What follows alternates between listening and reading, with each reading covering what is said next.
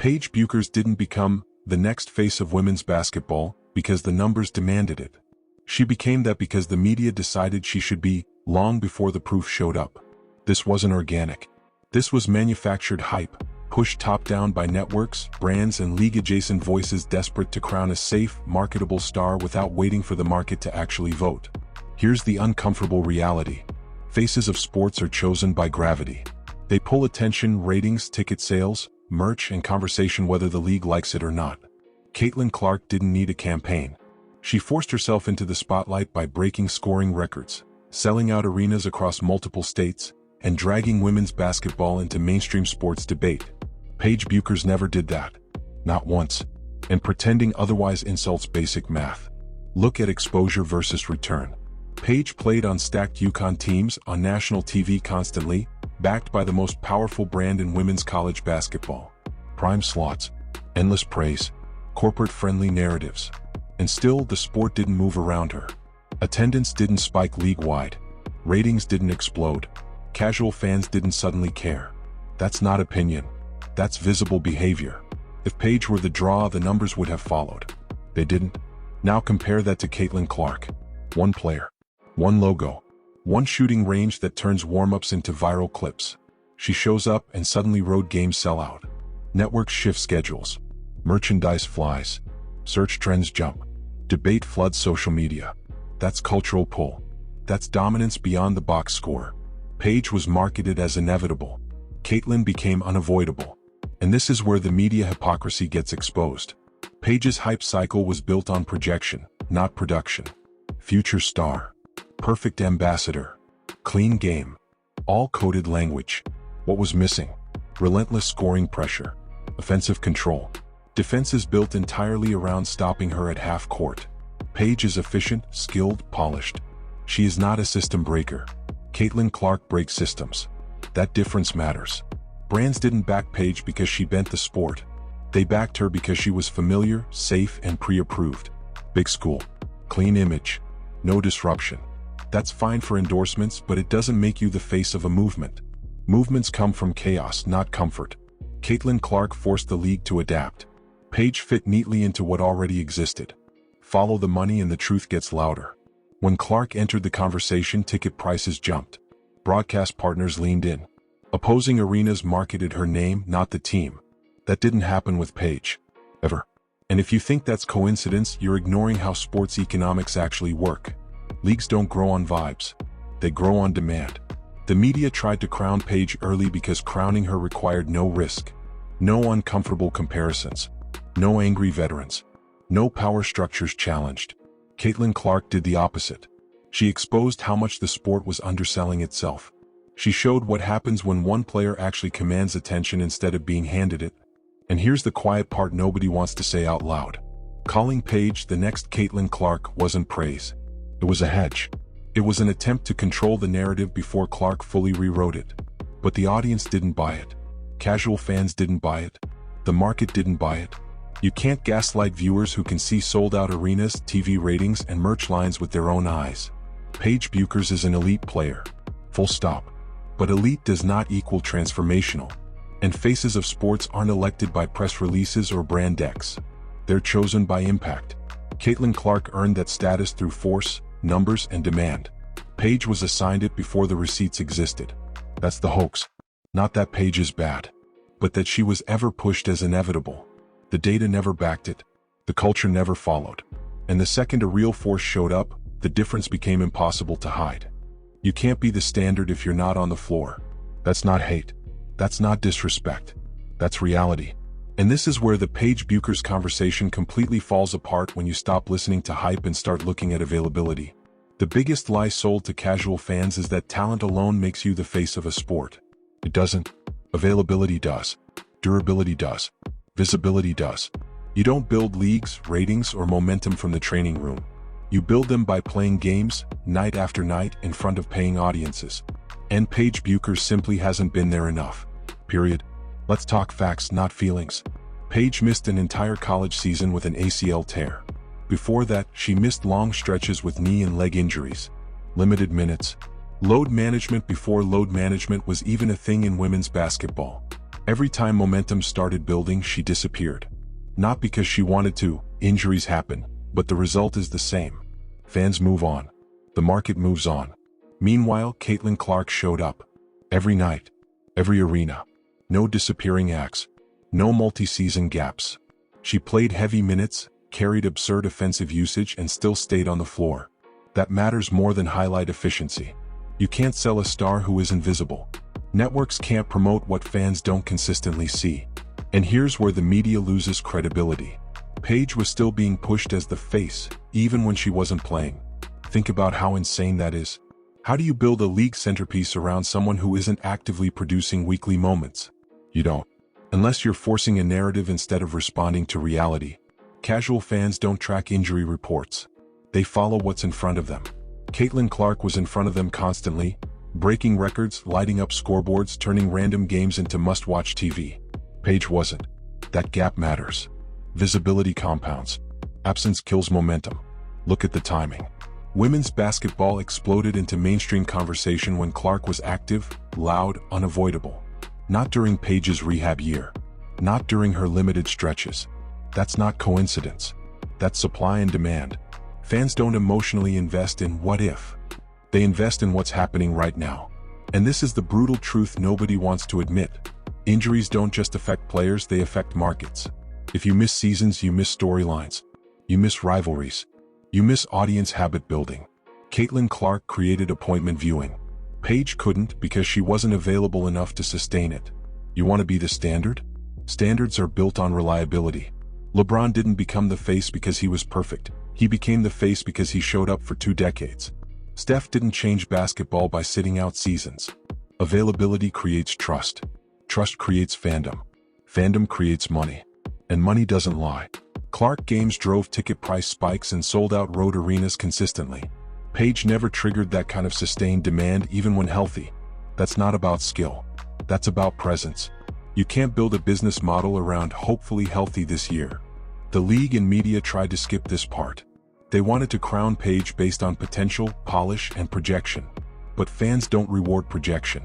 They reward production. Caitlin Clark produced relentlessly. Paige's injury history broke the rhythm before it could ever lock in. This isn't saying Paige isn't elite. She is.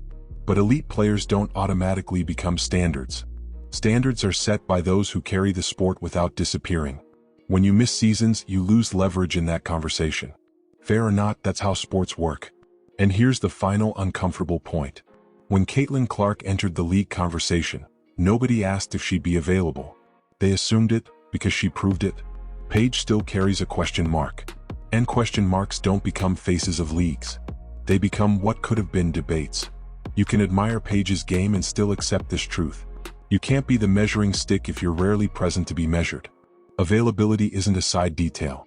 It's the foundation. And Caitlin Clark built hers in public, in real time, while others were still being protected by excuses and hypotheticals. Let's stop dancing around it and do the stat reality check, because this is where the Paige Bueckers argument collapses fast. Not on vibes. Not on eye test. On production, responsibility, and pressure. The stuff that actually decides who runs a game and who benefits from it. Start with scoring volume. Caitlin Clark didn't just score a lot.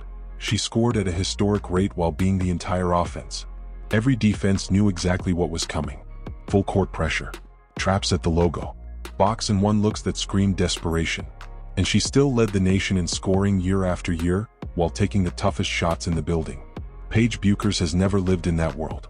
Her scoring has always come in balance, within structure, inside stacked lineups where defenses couldn't load up on her alone. That's a massive difference. Now offensive responsibility. This is where casual fans get fooled. Paige's efficiency looks great because she doesn't have to do everything. She plays with elite teammates, elite spacing, elite safety nets. Caitlin Clark had none of that luxury. She initiated offense, finished offense, bailed out broken possessions, and still had to create shots for others. Her usage wasn't just high, it was unavoidable. When Iowa needed points, there was no alternative. That level of responsibility changes how numbers should be read. And Paige has never carried that burden for a full season. Let's talk clutch moments, because stars get measured when the game tightens and excuses disappear. Caitlin Clark took the last shot. Paige often didn't need to. That's not opinion, that's how the offenses were designed. Clark was the bailout plan, the chaos button, the player trusted to take impossible shots with everything on the line. Paige played in systems that could distribute pressure. When Clark missed, it was still her responsibility. When Paige missed, the system absorbed it. That's not equal pressure, and pretending it is dishonest. Now on court gravity. This is the part you can't fake with box scores. Caitlin Clark warped defenses before she crossed half court. Coaches burned timeouts just to stop momentum runs she created alone. Ticket buyers showed up for her specifically. Road crowds reacted to her shots differently. Paige never pulled that level of defensive panic or fan obsession consistently. Gravity isn't about being good. It's about being feared. Clark was feared. Paige was respected. Look at how opponents planned. Against Clark, entire game plans were written around survival. Against Paige, it was containment within a broader strategy. That tells you everything you need to know. If one player forces the sport to change how it defends, and the other fits into existing frameworks, they are not in the same tier of influence. And here's the part that makes people uncomfortable. Efficiency stats without context lie. Paige's shooting percentages look clean because her shot diet is cleaner. Clark's percentages took hits because she was asked to do the impossible nightly. When you take more shots from farther out against more attention, efficiency will drop. That's the tax of being the offense. Paige never paid that tax consistently. This isn't about who's more skilled. It's about who bends reality. Caitlin Clark turned average possessions into events. Paige Bueckers turned good possessions into better ones. That gap matters. One changes outcomes. The other optimizes systems. And the numbers back it up every way that matters to growth. Clark-led games drove viewership spikes. Her scoring explosions became mainstream sports topics. Her presence alone shifted schedules and ticket pricing. Paige's stat lines never triggered that reaction. If stats translated equally to impact, the market response would have followed. It didn't. So when people say they're basically the same, what they're really doing is ignoring volume, responsibility, clutch control, and gravity, the four pillars that separate stars from forces. Caitlin Clark dominated all four. Paige Bueckers excelled in pieces of them in safer environments with less pressure. That doesn't make Paige bad. It makes the comparison lazy. Side by side, the gap isn't subtle. One player carried offenses, moments, and attention on her back. The other thrived within protection. And in sports, especially at the highest level, that distinction is everything. This is where people confuse being good at basketball with changing basketball. Paige Bueckers is highly skilled. Clean footwork. Smart cuts. Efficient shooting. Textbook fundamentals. Nobody serious denies that. But skill alone doesn't move a sport. Impact does. And the gap between Paige's skill and Caitlin Clark's impact is massive. Efficiency looks great on paper because it lives in safe conditions. Paige thrives in structured systems with spacing, talent around her, and limited defensive overload. That's why her percentages shine. But efficiency doesn't scare defenses. It doesn't force rule-breaking coverage. It doesn't turn random games into national events. Caitlin Clark does all of that every night with worse spacing and more attention. Clark bends defenses in ways women's basketball hadn't seen before. Teams picked her up at half court. Coaches ran junk defenses that rarely show up at the college level just to slow her down. Box in one. Face guarding. Double teams 30 feet from the rim. You don't do that to a skilled player. You do that to a threat that can break the game open in 3 possessions. Paige never forced that level of desperation consistently. Now look beyond the court because this is where the conversation ends. Caitlin Clark sold out arenas she didn't even play for. Road games became premium tickets. Prices jumped the moment her name appeared on schedules. That's not skill. That's demand. Paige Bueckers never created that effect. Even at peak hype, arenas didn't reprice themselves because Paige was coming to town. The market told the truth. Ratings tell the same story. Clark games pulled casual viewers who don't watch women's basketball at all. Sports talk shows discussed her shots. Highlight clips crossed into mainstream feeds. Paige's highlights stayed inside the bubble. Play. Appreciated. But contained. One player expanded the audience. The other entertained the existing one. That difference defines impact. And this is where people get uncomfortable because it exposes how the sport is actually consumed. Fans don't show up for fundamentals. They show up for spectacle, tension, and unpredictability. Caitlin Clark made every possession feel dangerous. A logo 3 could come at any moment. A scoring run could flip a game in 90 seconds. That chaos is addictive. Paige's game is controlled, polished, and efficient, but it doesn't create the same urgency. Follow the money again. Merchandise sales spiked around Clark. Her jersey became a cultural item, not just fan gear. Networks leaned into her story because viewers followed. Paige had endorsements and visibility, but the consumer behavior never exploded. If she were truly equal in impact, the sales curves would match. They don't. This isn't about disrespecting fundamentals. Fundamentals win games. But impact grows sports. Clark didn't just score points, she changed how fans watch women's basketball. People tuned in expecting fireworks. They stayed because something wild might happen at any second. Paige didn't change viewing habits. She fit cleanly into them. Even the conversation around the sport shifted because of Clark. Arguments, debates, pushback, obsession. That friction is growth. Paige's game never sparked that level of noise. It was praised, not argued over. And praise without controversy doesn't drive attention. Caitlin Clark forced herself into every conversation, whether people liked it or not. So when people say Paige is more skilled, they're missing the point on purpose. Skill is internal. Impact is external. One lives in film rooms and box scores. The other lives in ticket sales, ratings, and cultural pull. Caitlin Clark dominated the external world. Paige Bueckers stayed contained inside the sport. And that's the bottom line. Paige plays basketball beautifully. Caitlin Clark changes how basketball is watched, sold, and talked about. One is a technician. The other is a force. And in professional sports, forces define eras. Skills decorate them. Here's the uncomfortable truth people keep dodging because it makes them look stupid. Calling Paige Bueckers the same level as Caitlin Clark is dishonest. Not exaggerated. Not debatable. Dishonest. And the longer media voices keep pushing that false equivalency, the more credibility they burn with casual fans who can see reality with their own eyes. This isn't a close comparison that comes down to taste. It's not LeBron versus KD. It's not Bird versus Magic. Those debates existed because both sides move the sport. Paige and Caitlin don't occupy the same category of impact, responsibility, or consequence. Pretending they do isn't respectful, it's misleading. Here's why the equivalency fails immediately. Generational forces don't need protection. They don't need context disclaimers. They don't need, when healthy, arguments. They force the conversation regardless of conditions. Caitlin Clark did that. Paige didn't. That alone should end the debate. Calling Paige the same level actively hurts the sport's credibility. Casual fans aren't dumb. They came in because of Caitlin Clark. They saw sold-out arenas, rating spikes, non-stop highlights, and defensive schemes built around one player. Then they're told, actually this other player is just as big. And they look around and see, nothing close. No market reaction. No gravity. No explosion. That gap makes people stop trusting the messengers. False equivalency is how you lose new fans. You can't gaslight people who follow numbers, not narratives. Caitlin Clark changed the financial and cultural footprint of women's basketball. Paige Bueckers did not. Saying otherwise isn't optimism, it's denial. Now let's define Paige honestly, because honesty matters more than hype. Paige Bueckers is an elite role star. That's not an insult. That's a precise description. She thrives in high-functioning systems. She elevates good teams. She fits beautifully into championship-level basketball. Coaches love her. Teammates benefit from her efficiency and IQ. That's real value.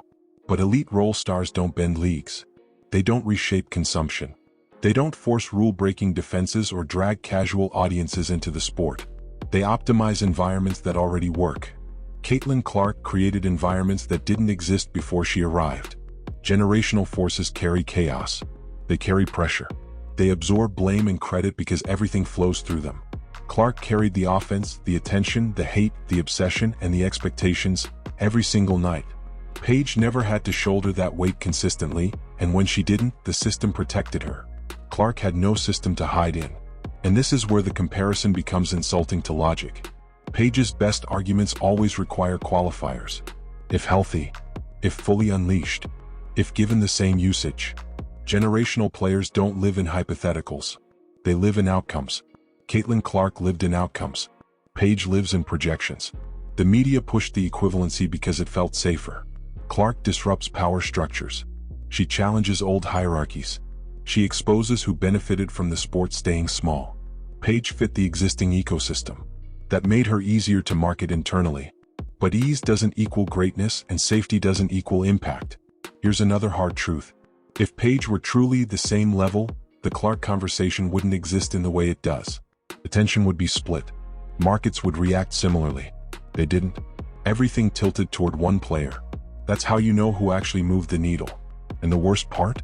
This false comparison puts Paige in an unfair position. She gets measured against a standard she never claimed and never matched instead of being appreciated for what she actually is. An elite complementary star. A winning piece. A high-level player who makes teams better. That's a great career lane. Forcing her into the generational icon box just sets her up for backlash. Caitlin Clark didn't just outperform peers. She changed expectations. She reset ceilings. She altered how women's basketball is discussed, sold, and watched. Paige Bueckers didn't do that, and that's okay. What's not okay is pretending she did. So no, they're not the same level. Saying they are isn't kindness, balance, or fairness. It's intellectual laziness. One player became a force of nature. The other became an elite piece within the game. Both valuable. Only one transformative. And the sooner people stop lying about that, the sooner the conversation around women's basketball gets honest, and honesty is the only thing that actually grows sports.